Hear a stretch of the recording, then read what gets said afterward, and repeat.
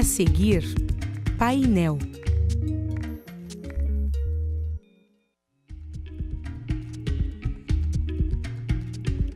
Seja bem-vindo, olá, boa noite. Terça-feira, 29 de janeiro de 2019. Está no ar o programa Painel. 900 milhões de reais é o valor que o Estado deve para municípios e hospitais gaúchos. E não há previsão de pagar esses valores que ficaram pendentes do governo anterior. A repercussão no atendimento à população é o que vamos debater no programa de hoje. Lembrando que o painel é transmitido ao mesmo tempo em diferentes plataformas. Neste momento, estamos ao vivo pelo canal 4 da TV Aberta, pelo canal 14 da NET, pela rede de rádios UPF e também no Facebook e na página da UPF TV. E a gente conta, é claro, com a sua participação.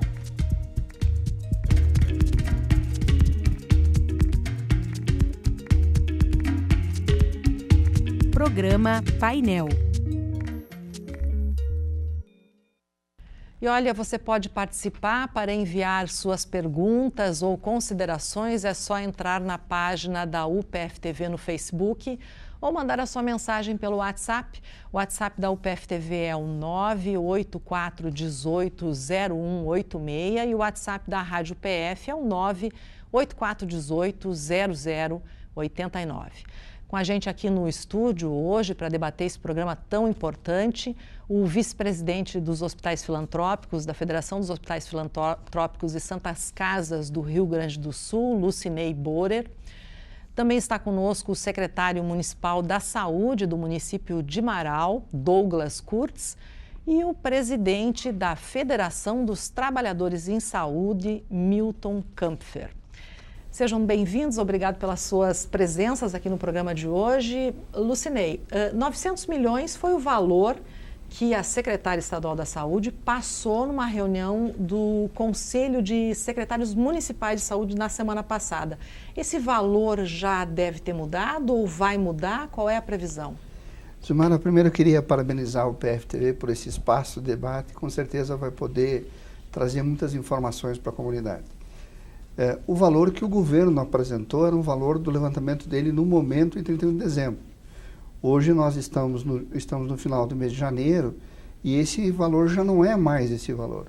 Esse valor já aumentou, porque nós tivemos a metade, pagamento da média e alta complexidade, os contratos 70%, ou seja, há uma dívida de 30% que aumentou. Não tivemos e não teremos, pelo que temos a informação, o pagamento dos programas no mês de janeiro. E também o Instituto de Previdência, o IP, que é um fator muito grave, também fez um pagamento de 134 milhões de reais, onde ele tinha orçado para o mês de janeiro 175 milhões, para poder cumprir com seus compromissos. Então, esse valor hoje já não é mais esse valor. Já não é 900 milhões. Não. E em cima desses 900 milhões, Lucinei, é bom explicar que são 700 milhões para os municípios e 200 e poucos milhões para os hospitais, não é? É uma divisão aí de... Isso. O maior valor é dos municípios e tem um valor menor dos hospitais. Importante salientar que para os hospitais, na sua grande maioria, é o valor, ou seja, é a única fonte que tem de pagamento para o hospital. Então, esse tem um peso maior dentro dos hospitais. Isso é atendimento SUS, né? Atendimento Sistema Único de Saúde. Bom, já que os municípios têm aí uma maior parcela para receber, a gente convidou aqui o secretário municipal da Saúde, que também foi coordenador da saúde aqui na nossa região, em outra ocasião, o Douglas Kurtz, para saber qual é a situação de Marau. Marau tem 40 mil habitantes, espera receber quanto do governo, ou tem a receber quanto do governo? Primeiramente, eu também gostaria de parabenizar o PFTV por esse espaço para que os municípios possam expor um pouquinho da sua realidade. O município de Marau hoje, nós temos, aí o governo tem uma dívida conosco de mais de 3 milhões. Então isso vem afetando drasticamente o atendimento e também o orçamento do município. Uhum. Porque o recurso que a gente vem utilizando para cobrir a falta desses recursos do governo do estado é o recurso livre. Então a gente deixa de fazer investimentos para poder manter o número de atendimentos na saúde. Tem outras questões também que envolvem que, assim como os hospitais têm essa dívida, os municípios acabam tendo que assumir um pouco também da responsabilidade da média e alta complexidade. Estamos sofrendo muito também com a judicialização na área da saúde. Isso tudo você imagina com 3 milhões a menos. Então, os municípios vêm sofrendo e eu acredito que, se não houver uma reviravolta, com certeza todos os municípios, eu não falo só para o Marau, porque a gente tem acompanhado aí os nossos colegas secretários, todos vivem a mesma angústia. Felizmente nós não estamos atrasando salários e nem cortando serviço, mas o futuro é muito incerto. Qual é o número de pessoas que o município atende hoje em Marau, na área da saúde? Hoje nós atendemos mensalmente nas nossas unidades de saúde. Hoje nós temos 100% de estratégia de saúde da família no município de Marau. Nós estamos atendendo 7 mil pessoas em uma população de 40 mil habitantes. Tu imagina o que representa 7 mil consultas médicas. A gente tem mais um percentual aí de 3 mil pessoas atendidas no pronto atendimento, que também tem um recurso que o município coloca no pronto atendimento, tendo em vista essa crise também nos hospitais. Então o município de Marau entendeu que, além da atenção básica, nós também precisamos dar um suporte nos hospitais, no Hospital de Marau, para poder desafogar um pouquinho, porque também estão com a corda no pescoço. Agora, Milton, você que representa os trabalhadores em saúde, qual é o impacto desse problema econômico, financeiro causado pelo atraso do Estado aos hospitais e municípios nos trabalhadores? Boa noite a todos que nos assistem. Primeiro, também queria parabenizar o UPF pelo programa. Bom, nós somos, digamos, as vítimas de todo esse processo. Como se viu aí, o Estado, né, não tem repassado aos hospitais os valores, tanto do IP quanto do SUS, e nós, trabalhadores, é que fizemos o atendimento lá na ponta, que estamos lá. Eu digo que estamos em tempo de heróis, né? E os nossos trabalhadores, então, são considerados heróis, porque ganham salário baixo. Os salários já são, em média, R$ 1.500, um salário de um técnico salário de enfermagem, salário baixo, e temos locais onde chega a atrasar 2 meses o salário dos trabalhadores. E com a inflação que está aí, corrói, os trabalhadores têm que pagar aluguel, pagar água, pagar telefone, tem que comprar alimentos para filhos, né? Estamos chegando em época de comprar material escolar também. Então, os trabalhadores, né, estão adoecendo, estão em estado de estresse muito grande.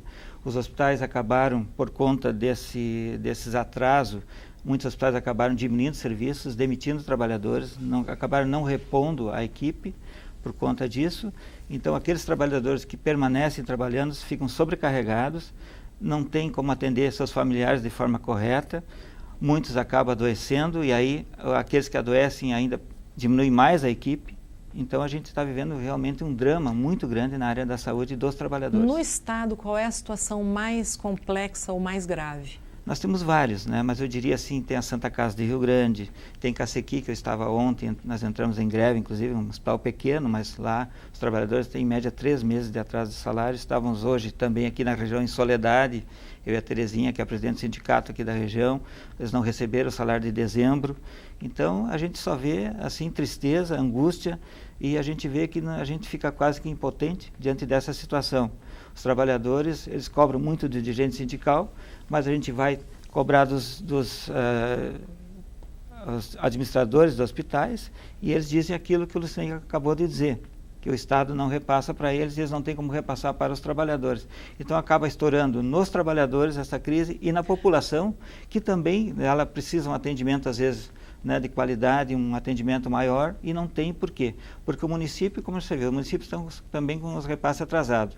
Aí os postos de saúde muitas vezes têm problema de atendimento. Aí o hospital que dá o suporte, e o hospital também com problema. E aí acaba estourando nos trabalhadores.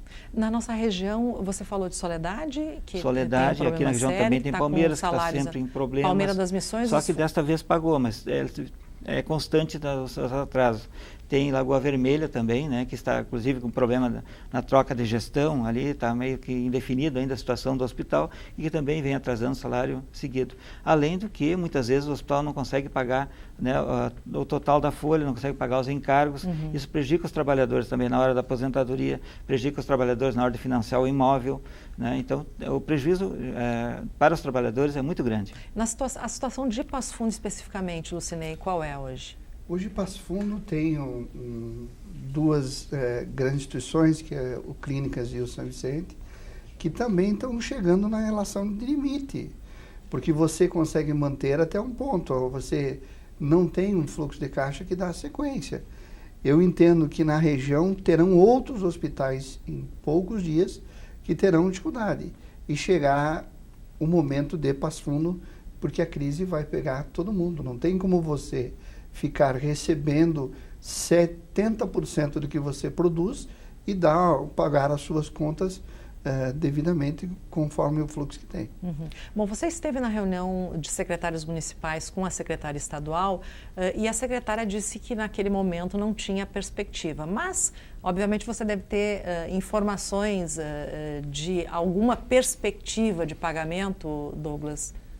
Na verdade, não tem perspectiva nenhuma de pagamento. Não tem nenhuma? Não tem, não existe hoje, não foi dada uma esperança sequer aos municípios. Eu entendo que o governo do estado vem fazendo um esforço para tentar regularizar a questão da folha de pagamento do servidor e com isso, eu não sei se daqui a pouco não vai, os municípios e os hospitais vão continuar com esse problema aumentando, mas a gente é brasileiro e a esperança é a última que morre. No caso de Marau, por exemplo, você disse que o Marau tem utilizado o recurso do orçamento, não é, que seria para investimento, para cobrir a área da saúde. Até quando o município vai nessa situação? Na verdade, o cobertor é curto aí também? O cobertor é curto, mas a gente tem um entendimento de que saúde no município não se faz somente com atenção básica. Não adianta você ter somente a atenção básica, investir todo o teu recurso na atenção básica e a hora que você precisar de um serviço de média e alta complexidade você não ter o suporte. Então, a gente procura equalizar. Então, a gente utiliza um bom recurso para atenção básica, onde a gente tem 100% de estratégia da família, mas também a gente olha o Hospital de Marau com bons olhos, porque se o Hospital de Marau não for bem, toda a saúde de Marau também não vai bem. Então, a gente optou por essa estratégia. Fortalecer a atenção básica, mas sem deixar de lado a média e alta complexidade. E Marau tem, eu acho que, um benefício, e também outras cidades da região, que a população também se dirige a Passo Fundo para receber atendimento, não é, Lucinei? Na verdade, nós precisamos abrir um debate na região. Particularmente, os hospitais de Passo Fundo dão extremamente suporte para essas cidades da região, e nós precisamos discutir o complemento financeiro que o Douglas está falando lá em Marau, precisa ter um reflexo aqui em Passo Fundo para poder dar continuidade. A gente vai tratar desse assunto também no próximo bloco. Vamos fazer um intervalinho, mas voltamos em seguida. Estamos apresentando o programa Painel.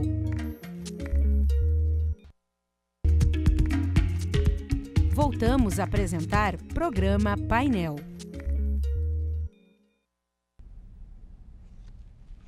Estamos de volta e hoje conversando sobre o atraso no repasse do Estado para a área da saúde, para hospitais e também para municípios.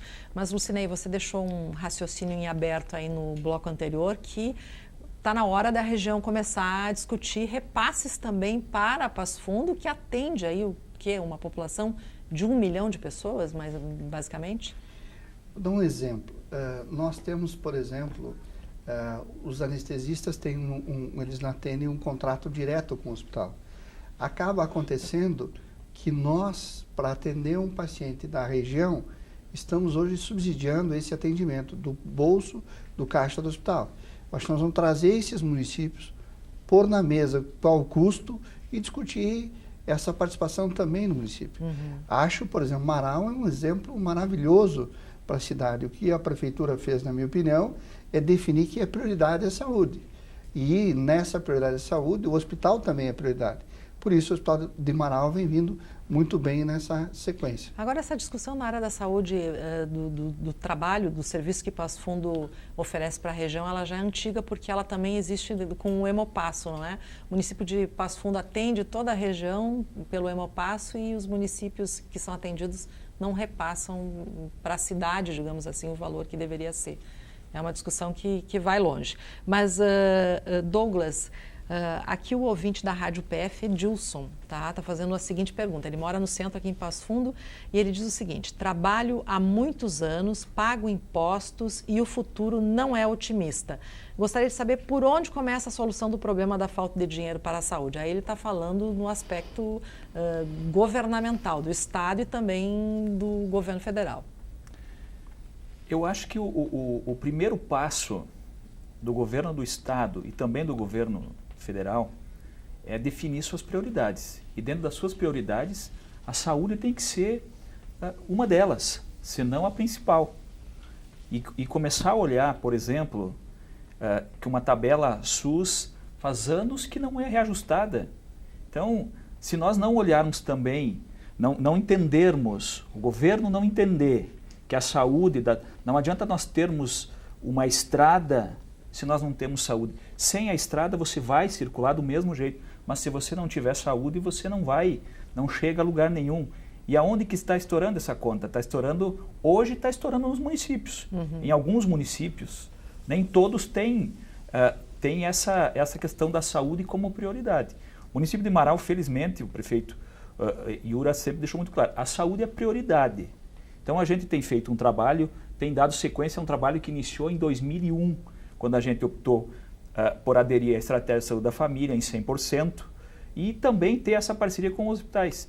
Eu, quando passei pela coordenadoria, e o Lucinei está aqui, pode confirmar, eu sempre defendi que os municípios deviam sim ter uma participação nos hospitais, porque o nosso paciente de média e alta complexidade, em muitas ocasiões, não se resolve no Hospital de Marau. Ele tem que ser transferido para um grande centro. No caso, Passo Fundo. Passo Fundo. E Passo Fundo hoje, o que acontece? Passo Fundo, o estado do Rio Grande do Sul manda pacientes para Passo Fundo. Se Passo Fundo tivesse hoje atendendo só a região, por exemplo, eu tenho certeza que a situação seria mais tranquila. Mas Passo Fundo hoje, tudo que o estado não consegue resolver em outros locais, em outros hospitais, eles acabam colocando dentro de Passo Fundo. Uhum. E quem está pagando o preço por isso são os municípios da região, porque os nossos hospitais aqui, que são referência para os nossos municípios, estão normalmente, né, Lucinei, superlotados. Só um dado bem interessante para ilustrar o que o Douglas vem falando. Neuroendovascular e cardiológico de Uruguaiana e Itaqui são resolvidos aqui em Passo Fundo. Ou seja, se o cara lá em Uruguaiana tiver um infarto agora, ele vai pegar uma ambulância e vai vir para Passo Fundo para resolver o problema dele. Então, veja uma pressão que Passo Fundo vem sofrendo. É verdade. Agora, Milton, vocês têm um número de postos de trabalho que foram fechados nos últimos anos em função dessa crise vivida pela saúde? Eu queria só comentar um pouquinho essa questão do recurso. Porque nós, há anos, defendemos primeiro o fim das tabelas do SUS. Defendemos que os serviços de saúde sejam orçados pelo custo de manutenção dos serviços e não que esses contratos que são feitos aí por produção e por metas a serem alcançadas, na nossa visão, não é o ideal para a saúde da população. Os serviços hospitalares têm um custo mais ou menos fixo todos os meses. Uhum.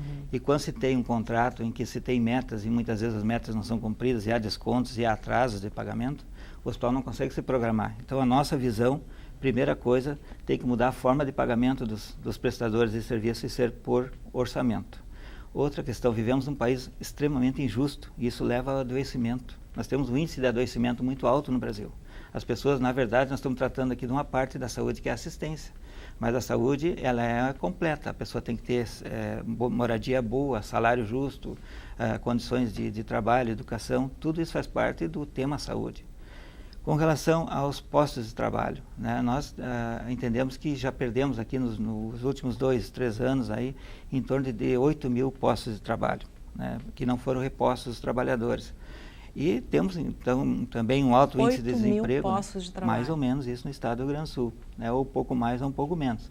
A gente não tem esse dado concreto porque muda a cada hora. Mas é mais ou menos isso a estimativa que a gente tem de postos de trabalho que não foram repostos. Os trabalhadores que perderam o emprego na área da saúde. E a gente tem pessoas que se formando e hoje estão ficando desempregadas ou indo para outros ramos de atividade. Agora, Lucinei, eu acho que é bom explicar como é que funcionam os convênios dos hospitais com o Estado. De onde vem o recurso? Porque esse recurso vem para pagar atendimento SUS. Como é que ele funciona? Hoje a União ela é responsável pelo pagamento das internações de alta e média complexidade dentro dos hospitais e os atendimentos ambulatoriais do SUS. Existe um teto para o Rio Grande do Sul. E como os contratos que foram feitos com os hospitais é superior ao teto, há um complemento por parte do Estado todo mês, que gira em torno de 12 milhões a 20 milhões, dependendo do volume de atendimento. Se o hospital tem um contrato como cidade de R$1.200.000 para uma prestação de serviço em 30 dias, se ele prestar R$1.100.000, por exemplo, arredondando, ele terá um desconto de 10% no seu pagamento. Se ele fizer 1.500.000 de atendimento, ele não terá nada de acréscimo sobre o pagamento. Mas é injusto isso. É uma forma leonina de contrato. Então você concorda com o Milton que tem que mudar? Com certeza, o Milton está coberto de razão, porque nós precisamos do seguinte: primeiro, definir quem é o responsável pela saúde. Não são os hospitais. Nós somos prestadores de serviços ao Sistema Único de Saúde. Quem tem a obrigação de fazer essa gestão e de bancar esse atendimento são o Estado no seu contexto geral. União, Estado e o município. Você consegue chegar lá no mercado e pegar 1 quilo de feijão e ir embora e não pagar? Por que atender um paciente tem que se atender e não receber? Então, as pessoas têm a ilusão, às vezes, que um hospital tem verba para poder manter. Nós estamos enxergando no Estado várias instituições fechando. Nós estamos falando de Rio Grande, nós estamos falando agora há pouco de Uruguaiana, 150 anos uma casa fechada. Está fechando porque não tem mais recurso.